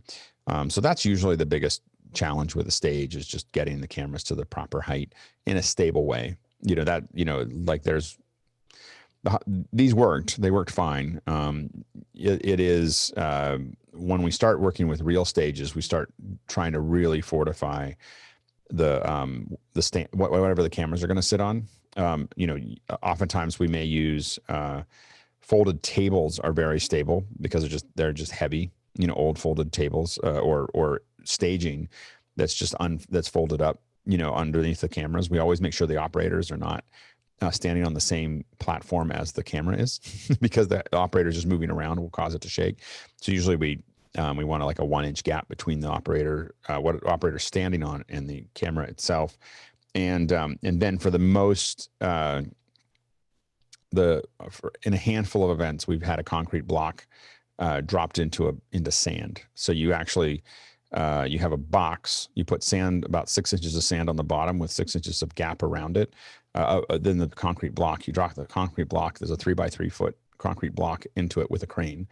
And then you pour sand all the way around it, and then you set the camera down on top of it, and it really doesn't pick anything up. It's now part of the thing. We've only used that for a couple shows that had the budget and the commitment to no shake. But anytime you see the shaking, that you see with cameras, most of that's sitting on a stand somewhere. So that becomes the biggest challenge. Next question. Okay, from Rupert McCrae in Dallas, Texas. How long did it take you to pack up and load out? 2 hours. We could have probably gone faster. We tend to go slowly on the pack outs, to get out, because we try to pack as close to, I have to use this again, as possible. So it doesn't ever happen that way. It always goes back to it always went back to the warehouse and was like repackaged, pulled out, cleaned, processed, everything else generally. But just in case it had to go on the road from one location to another, we tried to build the pattern as best we could over time. In the early days, the guys were not like that. We just get boxes full of cables, and it was a mess because they're trying to get out as fast as possible. In this case, we definitely try to go out as managed as possible. Because I think at that point in time when we did the show, we were doing so many shows that, a couple extra minutes saved us a lot of trouble later. Next question. All right, this one comes in from Scott Miller in Germantown, New York. How has the paradigm shift of seeing or not seeing the mic on camera changed your choice of mic, headset versus lav, in a shoot like this that has no speakers in the room? Yeah, we chose to go with this kind of more standard broadcast in this case, where we just used lavs, and it was partially because we don't have any open speakers, and that you still do that. I mean, a lav is still kind of a low profile way to do it. I think that for an individual event, it's acceptable. People get used to it. It's a little thin, compared to radio. I think that, without a lot of people in the room, people wouldn't have understood having headset mics on. And the room was actually not that echoey. So I think it is a little bit roomy, but not problematically roomy. So we still use lavs, for a day-to-day show where we decided that we really want audio to sound good. We're going to use these mics. For a show like this, especially with actors that are used to using lavs, we probably just conform. Next question. Okay, this one comes in from Robert Shoji in Los Angeles. What equipment or technology from this show do you still use today? I mean, we use many of the similar stuff today. There's very few things that are like the audio implement earpieces, the 1000s, the IFBs, I think haven't changed at all. The Axions have been updated. The switcher has been updated. We now use QLab or other things for playback, for those types of things, or the Softron on the air. And so there is, I wouldn't say that we changed our technology. Obviously, the cameras are now Blackmagics, and the F3s were great. They did take good care of us for a long time. But we would use Blackmagics now. Now that the price dropped, probably 12Ks, just because we can. But I don't think that our technologies for an on location have changed dramatically since that one. It's just upgraded and made better. Next question. I guess it's kind of related to that last question. Stuart Fairweather in Melbourne, Australia says, compared to what's available now, what then was the worst piece of gear to manage that you now don't use? Well, probably the least stable one now is the Playback Pro, which is unfortunate because it was like a backbone of what we did for a long time, and they just couldn't keep up with the technology. As the OS, they wrote too close to the metal to take over. So that's what made us, that's why we used them, was because they just ignored the OS and just did what they needed to do. But as the OS kept moving, they couldn't keep up with it because they weren't riding on it. I think that pretty soon after this, we stopped using analog comms. So, you know, that was kind of a, you know, we moved to using free speaks, you know, a free speak system for most people who had to walk around. And then we had started using kind of IP driven, you know, solutions, but all around ClearComm, you know, but we might've used a little bit of analog comms here and there, but not as a backbone. It was something we started to move away from just because it's noisy. You know, you get used to a clean sound from a Helix system or a, you know, or a Dante system or whatever, and it's really hard to go back to listening to the constant buzz that you get with analog, because it's all unbalanced, you know, inside of and so there's kind of a constant, you know, sound that you get out of that. Next question.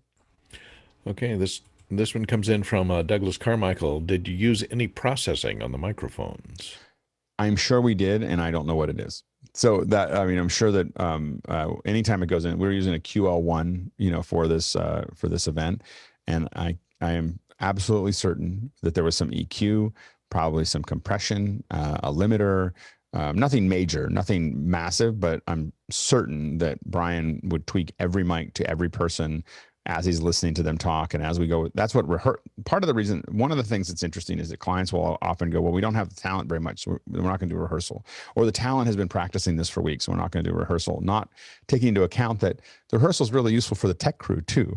It's for us to see what are their tendencies or what they're looking like and how do they sound and how did that process work. And it's not just for the talent. And if we don't get talent, a lot of times we'll actually bring talent, like we'll bring actors or stagehands or PAs or something in there.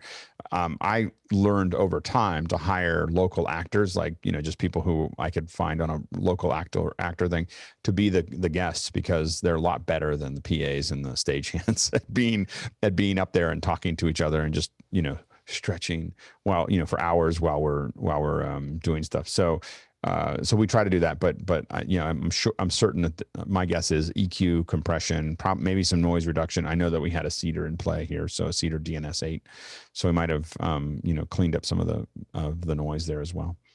Next question. All right, coming in from Rupert McRae in Dallas, Texas. What kind of permission is needed from a client to break down the behind the scenes on their event to an external audience? Yeah, so we asked the client, you know, with email, can we break down our events? You know, as a wholesale, we had done hundreds of them by then, and it went through a lot of back and forth before they agreed. So, and it was mostly because everybody else was, you know, everybody else was going through was breaking down the events that we were working on, and we weren't saying anything. We weren't even saying that we did them, and so that was a back and forth to get that okayed. But yeah, that's what we did for this one. Next question. This comes in from Josh Kaufman in Pittsburgh, PA. What is a good number of camera views to bring to an event like this, including backup? Besides wide and tight shots, should the camera elevation vary much between views? It can. We had 3 close-ups, and I believe we had 1 wide, and that was kind of what we could put up in this one. Oftentimes you want a wide master shot. That wide master shot is something that is important to us because that's our safety. You know, if something goes wrong, we can always go back to a wide and just show everybody. And sometimes when you see a wide in a production, we've gone out, you know, because there's some issue with the close-up. So that having a wide master, and oftentimes that can be locked off, but a wide master is something that is really, really important as a safety. And then occasionally we have a high and wide that is just like you know, it's just kind of interesting. You get to see the whole background and everything else. If we have an audience, we'll have one or two audience cameras to catch close-ups of people nodding, hopefully not falling asleep, and then you have the close-ups there. And so those are, but you know, 3, you know, it's a really typical thing for us. If we've got people up front, we've got two wing shots. We've got this one, and we've got another. This is the wide, and then this is an operated camera that's going to go close.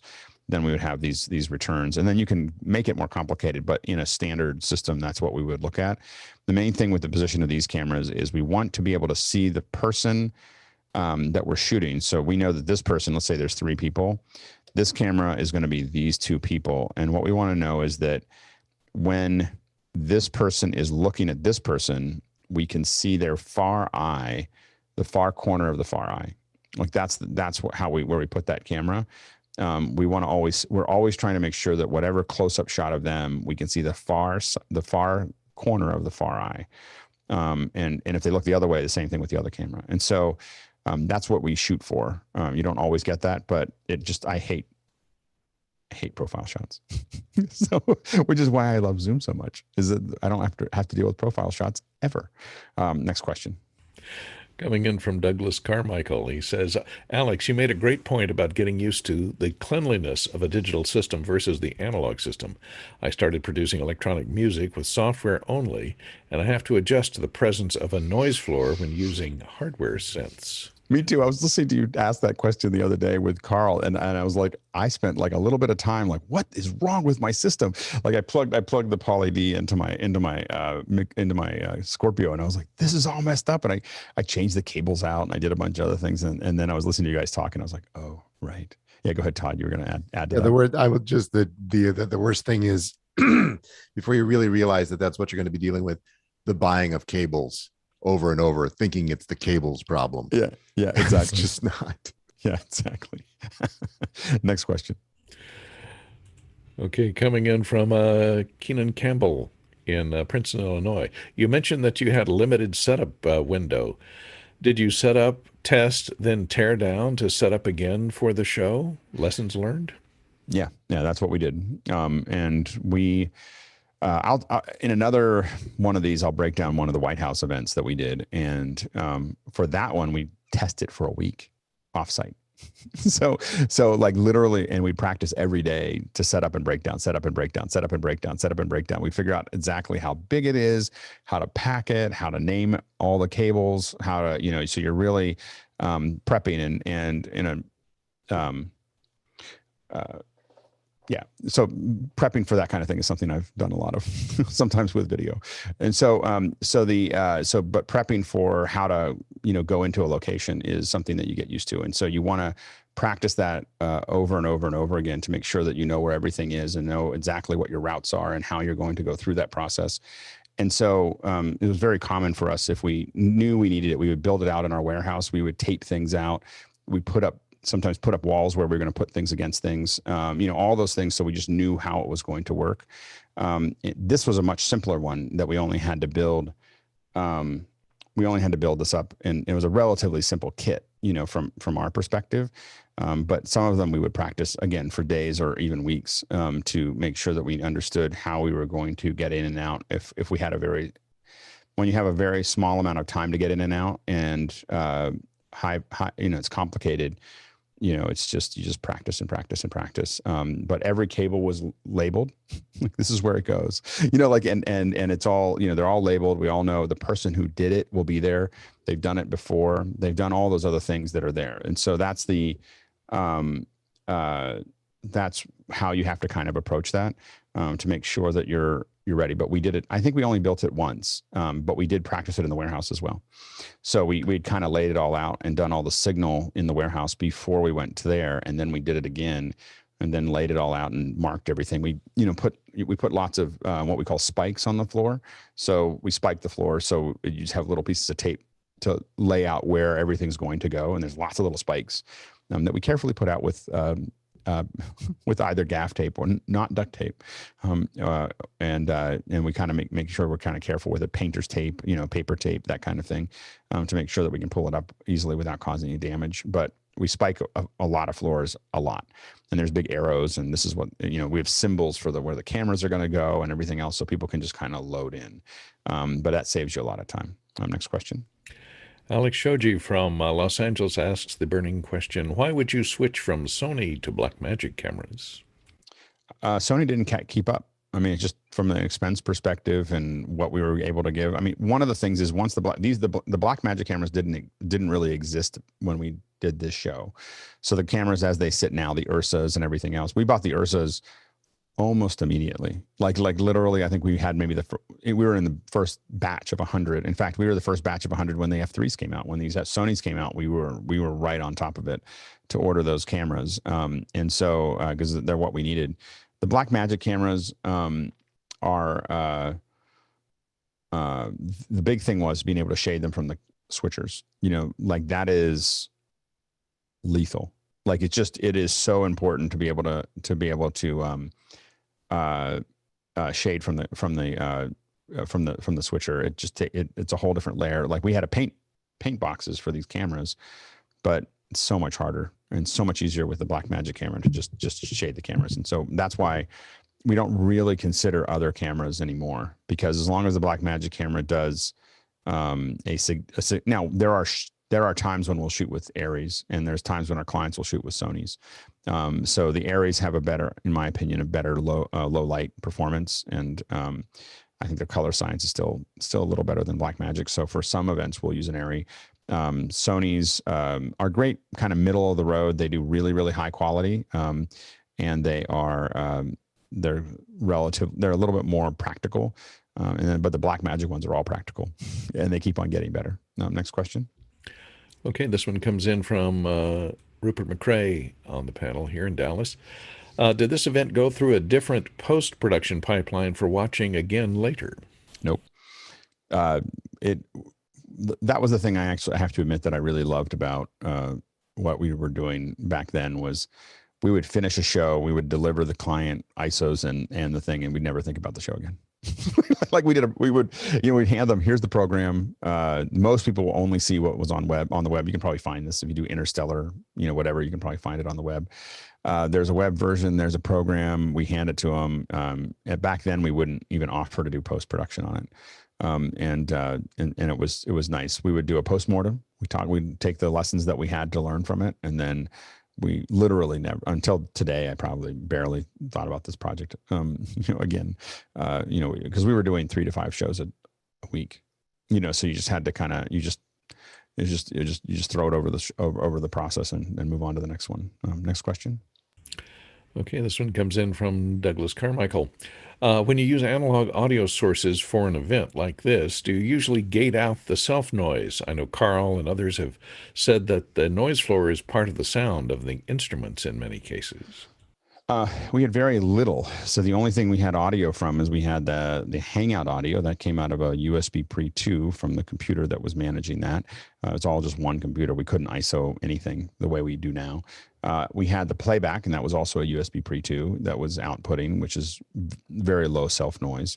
And then the mics were all wireless, and then Dante. So they're all connected via Dante. So very, very little analog runs. There's probably, there may be a little bit of balanced analog runs, but you can see them down at the end, maybe 10 feet of that, and very carefully run there to make that work. So very little. Next question. From Stuart Fairweather here on the panel in Melbourne, Australia.